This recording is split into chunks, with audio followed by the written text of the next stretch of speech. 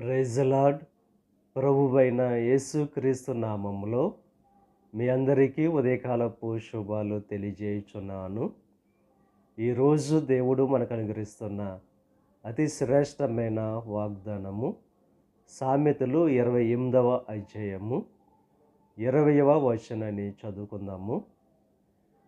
నమ్మకమైన వానికి దీవెనలు మెండుగా కలుగును. ఎవరికి దీవెనలు మెండుగా కలుగుతాయంటే నమ్మకమైన వారికి. ఈరోజు దేవుడు మన జీవితంలో ఆ నమ్మకమైన జీవితం ఉందో లేదో ఆయన పరిశీలన చేస్తూ దేవునికి నమ్మకమైన వారముగా ఎప్పుడైతే మనం జీవిస్తామో దీవెనలు మెండుగా మన మీద కురిపించేవారుగా ఆయన ఉన్నారు.